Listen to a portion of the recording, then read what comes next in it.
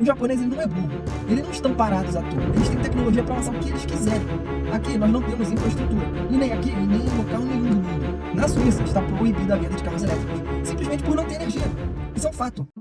Boa tarde, pessoal, meu nome é Renan, eu sou motorista por aplicativo aqui na cidade do Rio de Janeiro e hoje vamos comparar o que vale mais a pena, um carro híbrido ou um carro 100% elétrico. Mas antes, não deixe de curtir esse vídeo e se inscrever no canal, isso me ajuda a crescer aqui no YouTube e levar esse conteúdo para mais pessoas, ok? Vamos lá, quero trocar de carro, sair do meu antiquado carro a combustão para um desses que eu escolhi, né?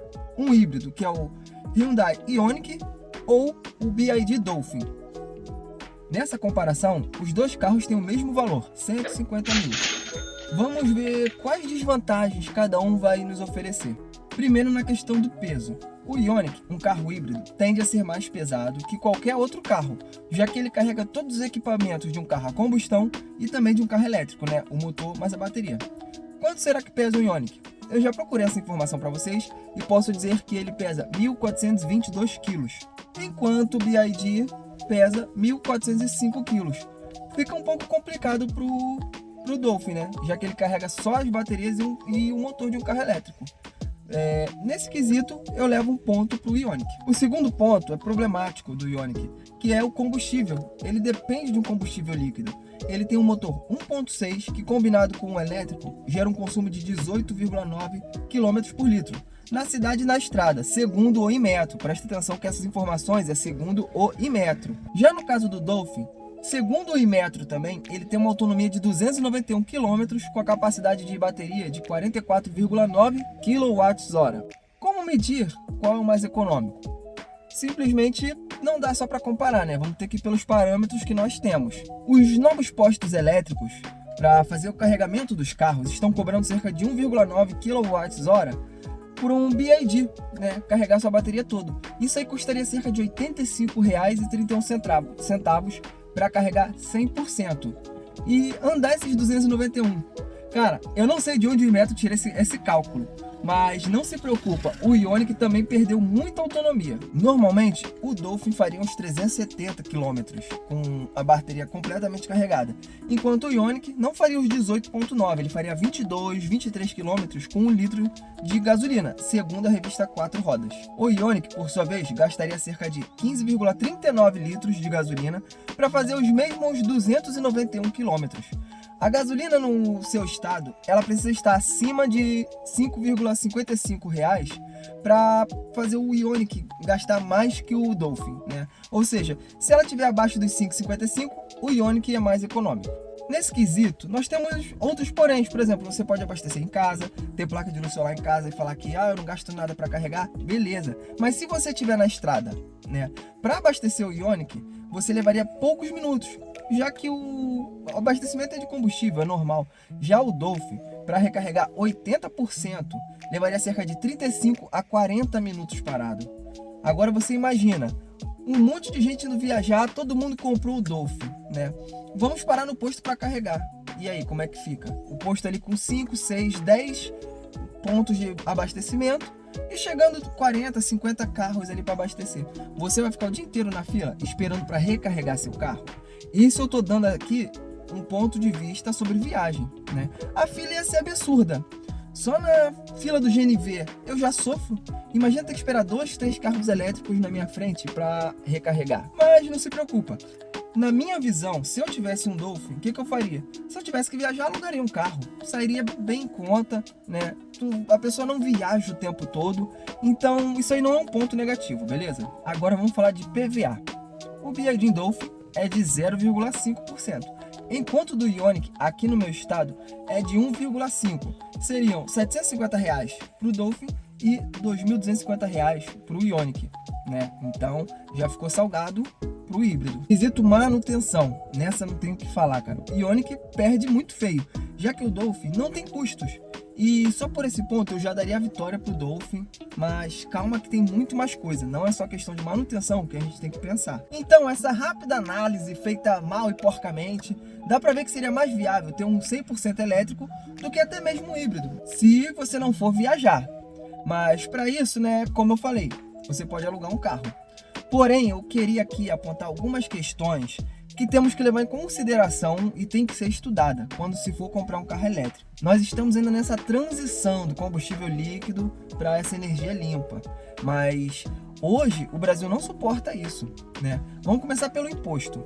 Hoje o imposto sobre a importação de carros elétricos é de 0%, contra 4% para carros híbridos e 35% para carros a combustão. Mas o governo, que não é bobo nem nada, já está querendo rever isso. Ou seja, o ideal seria comprar logo o seu carro elétrico, visto que se incidir imposto sobre o carro elétrico igual os carros a combustão, o preço do Dolphin saltaria para um patamar de R$202 mil, e o do Ioniq também, né? Mas temos outros problemas externos que nos faz pensar se vale a pena comprar ou não. Cada um vai tirar suas conclusões depois desse vídeo. Primeiro, locais de recarga nas estradas. Num país com dimensões continentais, é inegável que vai demorar muitos anos para se implantar postos elétricos na mesma quantidade de postos a combustão. Segundo, abastecimento demorado. Carro elétrico leva cerca de 40 minutos para recarregar 80%. Isso com um carregador de 150 kWh, que é um carregador muito potente, é muita coisa. Hoje, o país não suportaria muitos desses carregadores ao mesmo tempo. Imagina aumentar rapidamente o número deles em postos, além dos postos cobrando R$ 1,90 por kW, como eu já mencionei antes. O híbrido abasteceria mais rápido e mais barato, dependendo do valor da gasolina também. Se imaginar que esse valor cairá no decorrer do tempo, que a tendência do quilowatt-hora é subir. Outro ponto, infraestrutura da cidade. Imagina um prédio moderno com 10 carregadores ao mesmo tempo. Imagina o pico de energia no momento mais caro do dia, lá para as 5h30 da tarde, que é a hora que o pessoal está chegando do trabalho. E imagina também a estrutura de cabos que esse lugar teria que ter para sustentar apenas 10 carregadores. E se esse condomínio tivesse 100 carros elétricos? Tudo isso tem que ser pensado.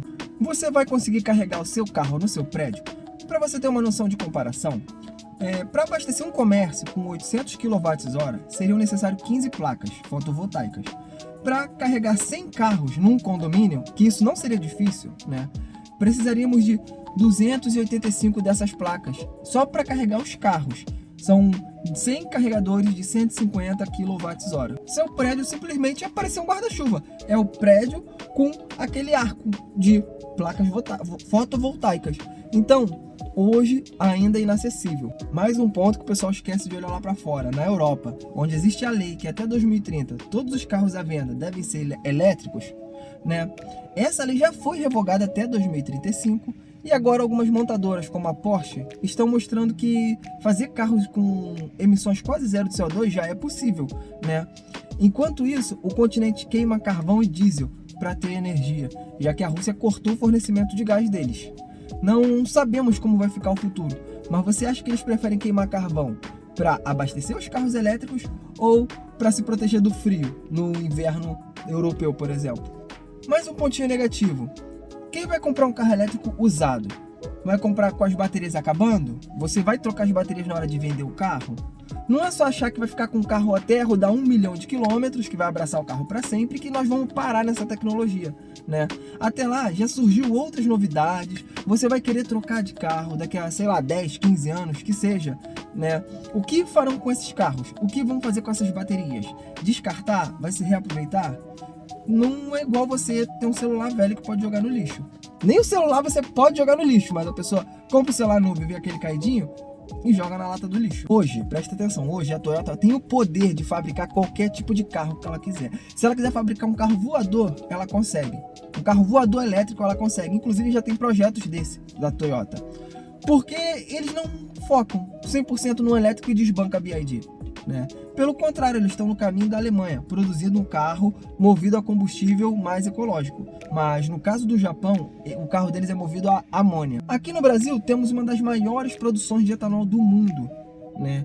O mais viável aqui seria um carro híbrido de etanol com elétrico. Seria perfeito para nós. Seria um carro que não seria, ia ser até mais econômico que na gasolina, porque se você tem um motor que só tem um combustível, ele é muito mais econômico do que um motor que é flex, né? Que tem um módulo que tem que sempre calcular os dois combustíveis, a quantidade de etanol, enfim. Se você tivesse um carro só a gasolina, ele é mais econômico que um flex. Se você tem um carro só a álcool, ele é mais econômico do que o flex no álcool. Então eu acho que daria para fazer um híbrido de etanol e elétrico maravilhoso para nós. Na Suíça está proibida a venda de carros elétricos, simplesmente por não ter energia. Isso é um fato.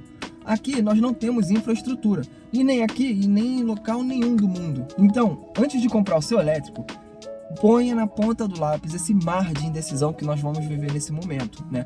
Não é só seu elétrico, seu híbrido também, o seu carro a combustão também. Se você vai trocar o seu carro a combustão por um outro, pensa no que vai valer mais a pena, espera mais um pouco, né? O mercado está muito louco ainda de carros, né? Eu vou continuar com o meu carro a combustão, já é meu, é quitado, supre todas as minhas necessidades, né? E eu conheço todas as dores de cabeça dele, tá ok?